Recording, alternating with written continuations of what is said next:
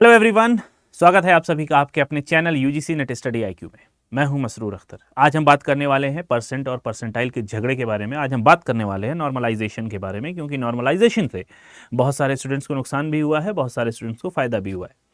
Normalisation होता क्या है और इसकी ज़रूरत क्यों पड़ती है, पहले हम ये जान लेते हैं। आपको पता है, जब आप फिजिक्स पढ़ रहे हो या साइंस पढ़ रहे हो या कभी भी आप एक बैलेंस वर्ड आप जब सुनते हो, नॉर्मल करना किसी चीज़ को, फॉर एग्जाम्पल आपने बर्फ़ लिया है या ठंडा पानी लिया है, फ्रीज से निकालने के बाद उसको पीने के लिए आप नॉर्मल करते हो। मतलब क्या है कि आप उसको उसकी साम्य अवस्था में लेके आते हो। मतलब ये हो गया कि आप उसको रूम टेम्परेचर पर नॉर्मल लेके आते हो, पीने लायक का। नॉर्मल का मतलब हो गया कि हम उसको यूज़ कर सकें या उसको यूटिलाइज किया जा सके।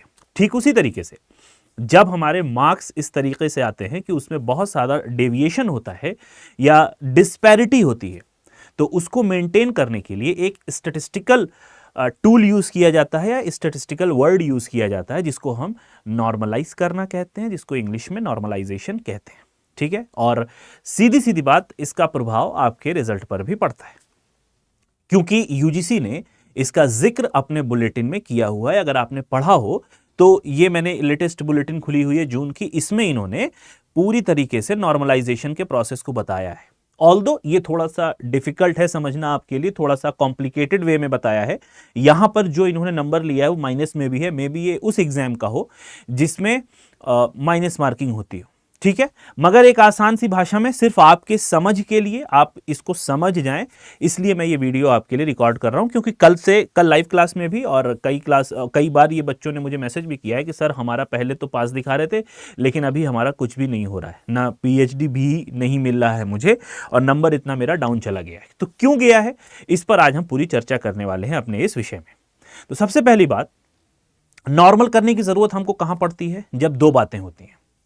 ठीक है, हमको जब बीच की वैल्यू निकालनी होती है, दो चीजें हमारे पास हैं, एक ज्यादा है एक कम है, इन दोनों में किस तरीके से पैरिटी मेंटेन करेंगे, किस तरीके से हम बैलेंस मेंटेन करेंगे, इसके लिए हमें एक नॉर्मलाइजेशन की जरूरत पड़ती है। अब आप एक बात देखिए, आपने देखा होगा कि स्टूडेंट्स की संख्या ज्यादा है, राइट। किसी सब्जेक्ट में, कोई सब्जेक्ट आप लीजिए, उस सब्जेक्ट में स्टूडेंट्स की संख्या बहुत ज्यादा है। ठीक है, फॉर एग्जाम्पल अगर हम कॉमर्स लेते हैं, कॉमर्स में आपको मिला है ये परसेंटाइल। ठीक है, परसेंटेज निकालना आप सब जानते हो, परसेंटेज इजीली निकलेगा। ठीक है, आपने जितने नंबर का पेपर है, जितना नंबर आप पाए हैं, ठीक है, उसको 100 से मल्टीप्लाई कर दीजिए, यही आपका नंबर निकल के आ जाएगा और यहीं से आपकी रैंक बन जाएगी। ठीक है, एक बात ये आप ध्यान रखिएगा, रैंकिंग आपकी किस में बनती है, परसेंटेज में बनती है। ठीक है, तो जिनके नंबर जैसे एजुकेशन हो गया, सोशल वर्क हो गया, तो इनके नंबर परसेंटेज में दिए हुए हैं, तो आप इजीली रैंक अपनी निकाल लोगे। लेकिन इसमें रैंक नहीं देते हैं और इसमें नंबर का भी चर्चा नहीं किया जाता है, इसमें लोगों की चर्चा की जाती है कि कितने स्टूडेंट्स थे, आप कहां पे स्टैंड कर रहे हो, आपसे पीछे कितने लोग हैं, ये होता है परसेंटाइल का मामला। अब जैसे कॉमर्स हो गया, पॉलिटिकल साइंस हो गया, इनके एग्जाम हमें कई शिफ्ट में देखने को मिले। शिफ्ट 1, ठीक है, शिफ्ट 2, राइट। इसमें भी आपको शिफ्ट 1, शिफ्ट 2। इतनी बात समझ में आ गई। बच्चे ज्यादा हैं, कैंडिडेट ज्यादा हैं और कई शिफ्ट में एग्जाम कराना होता है। तो ऐसा तो नहीं है ना कि हम सारे ही सेट में या सारे ही शिफ्ट में सेम क्वेश्चन रख सकते हैं। ऐसा भी नहीं है कि हम सारे ही शिफ्ट में इजी रख सकते हैं, सारे ही शिफ्ट में हार्ड रख सकते हैं क्वेश्चन की डिफिकल्टी। क्या करते हैं, हम मिक्स बैग रखते हैं।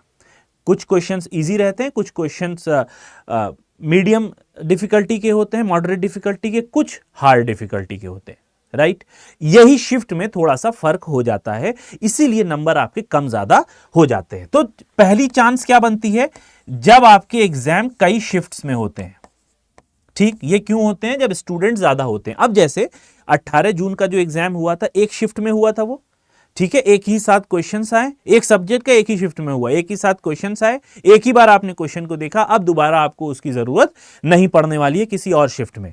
राइट। लेकिन सीबीटी या कंप्यूटर बेस्ड टेस्ट में क्या होता है, जब कई शिफ्ट में एग्जाम होते हैं तो क्वेश्चंस की वैरायटी को मेंटेन करने के लिए उसकी डिफिकल्टी लेवल को फ्लक्चुएट करना पड़ता है, कभी हार्ड, कभी उसको मॉडरेट रखना पड़ता है, कभी उसको इजी करना पड़ता है। तो पहले कई शिफ्ट्स में होता है, ठीक है। अब यहां से एक बात उठती है, मान लीजिए मॉर्निंग का शिफ्ट है और एक इवनिंग का शिफ्ट है, इसमें दो बच्चे हैं, एक का नाम है ए, एक का नाम है एक्स, ठीक है। मॉर्निंग वाला शिफ्ट आपका इसी की वजह से ही परसेंटाइल बनती है, डिफिकल्टी लेवल की वजह से। मॉर्निंग वाला जो पेपर था वो थोड़ा हार्ड आ गया और इधर वाला जो था वो इजी आ गया, ठीक। टोटल मार्क्स कितने हैं आपके पास, 300, दोनों ही के पास, इसके पास भी 300 है, इसके पास भी 300 है। ऐसा नहीं है कि हार्ड वाले के पास 200 है और जो इजी वाला है उसके लिए 300 है, दोनों ही के लिए 300 है। अब हार्ड वाला, बट ऑब्वियस है, यह जाहिर है कि जब पेपर हार्ड होगा, जैसे मान लीजिए एक एग्जांपल मैं लेके बताऊं, आज से कहीं 10, 12 या 15 साल पहले बोर्ड की जो परीक्षा होती थी, ठीक है, उसमें अगर कोई स्टूडेंट 65% लेके आता था तो उसको बहुत अच्छा माना जाता था, सेकंड डिवीजन भी बहुत अच्छा माना जाता था, क्योंकि उस समय पास होना बहुत मुश्किल होता था, जो लेवल ऑफ एजुकेशन था वो बहुत ही कठोर था, ठीक है। अब तो बहुत ज्यादा फ्लेक्सिबिलिटी हो गई और ये बराबर हो जाता था आज के 95% के स्टूडेंट के साथ। हम करते हैं ना, मुआवजा करते हैं, कंपैरिजन करते हैं, अरे तुम्हारा 65 हमारे 95 के बराबर या हमारा 95 तुम्हारे 65 के बराबर है। क्यों? क्योंकि ये लेवल दोनों के अलग थे, ये दोनों ही के लेवल्स अलग थे। ठीक उसी तरीके से यहां पर भी हार्ड और इजी का मामला बनता है। मान लीजिए 300 में से ये बच्चा सिर्फ 150 नंबर ला पा रहा है, यानी ये कितने क्वेश्चंस कर पा रहा है, सिर्फ 75 क्वेश्चन। और ऑन द अदर हैंड ये जो इजी वाला है ये 182 क्वेश्चन करके आ गया, यानी ये कितना कर पा रहा है, 91 क्वेश्चन करके ये आ गया। क्यों? क्योंकि ये इजी था।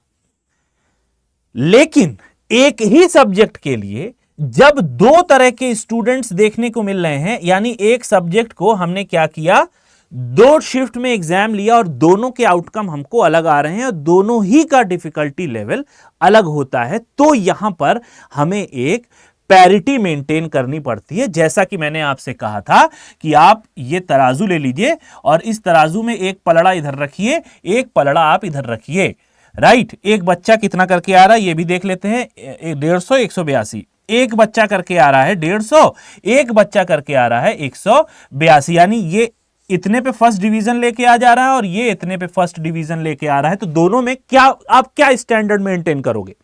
इसको कह सकते हैं ना कि तो डुअल स्टैंडर्ड हो गया। ये कैसे पॉसिबल है कि भाई एक ही सब्जेक्ट में एक बच्चा इतने पे टॉप कर जा रहा है, एक बच्चा इतने पे टॉप कर रहा है, ठीक है। इसको बैलेंस करने के लिए जिस प्रोसेस का यूज किया जाता है उसको हम कहते हैं नॉर्मलाइजेशन, ठीक है।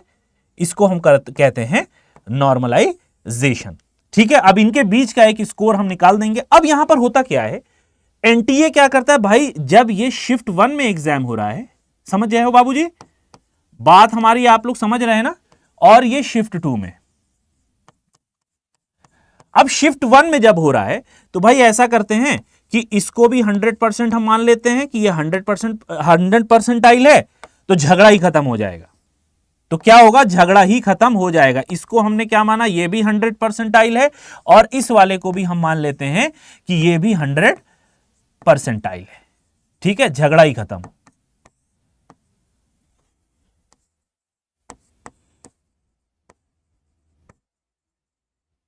ठीक, ये लोअर स्कोर हो गया, ये हायर स्कोर हो गया।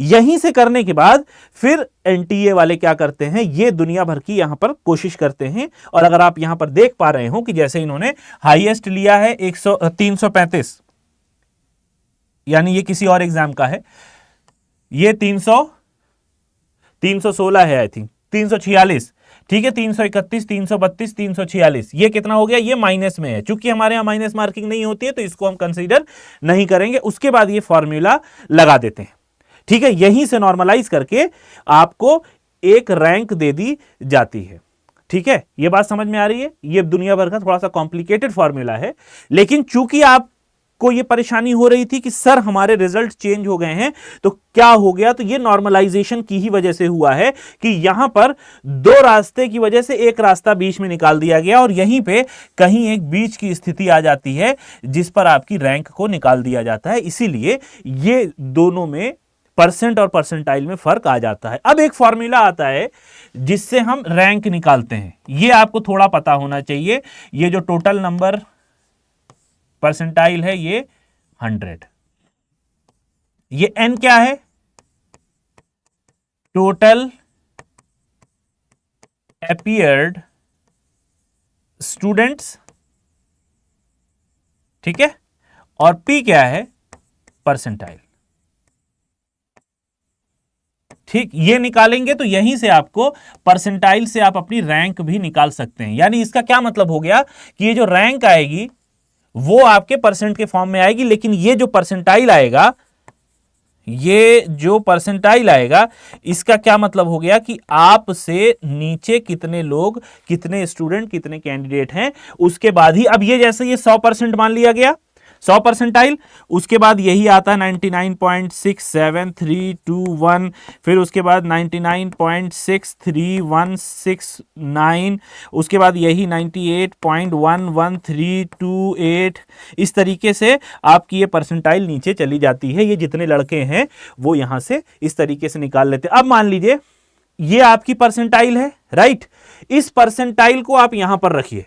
मान लीजिए टोटल स्टूडेंट अपीयर हो रहे हैं एग्जाम में 11 लाख बैठे थे, लेकिन आपके सब्जेक्ट में, सब्जेक्ट वाइज देखना है, आपके सब्जेक्ट में मान लीजिए 48,706 बच्चे अपीयर हो रहे हैं और आपकी परसेंटाइल मान लीजिए 99.67321 है। अब आपको यह लगता है कि सर मुझे रैंक कैसे पता चलेगी? तो यहां पर रखिए, n की जगह पर रखिए 48706 माइनस p की वैल्यू यहां पर कितनी दी हुई है बेटा? 99.67321 मल्टीप्लाइड बाई फिर n की value here we got 48706 divided by 100। अब थोड़ा सा इसको गुणा भाग करिए, मैं अगर आप लोग मुझे अलाउ करें तो मैं मोबाइल का यूज कर लूं जल्दी से, ठीक है?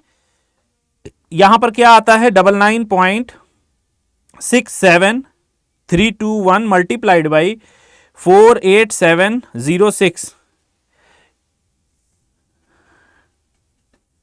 Divided by 100।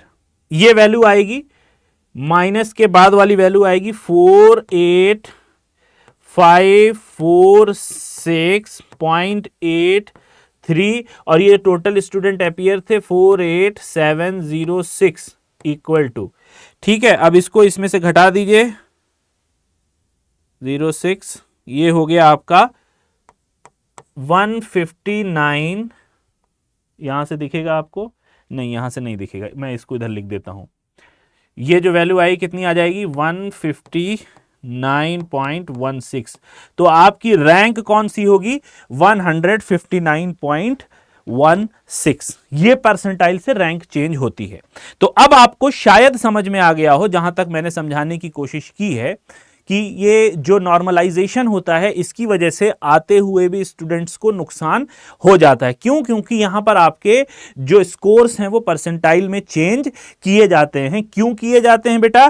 क्योंकि आपका जो एग्जाम है वो 2 शिफ्ट में होता है और कभी कभी ये भी कंडीशन यहां देखने को मिल जाती है कि भाई हार्ड है, कभी कभी ईजी है। तो दोनों शिफ्ट में, चूंकि सब्जेक्ट एक है तो एक सब्जेक्ट में 2 तरीके के रिजल्ट नहीं आ सकते, इसीलिए इनको कन्वर्ट करके परसेंटाइल में चेंज कर दिया जाता है। परसेंटेज बहुत इजी है, परसेंट निकाल के आप अपनी रैंक निकाल सकते हैं।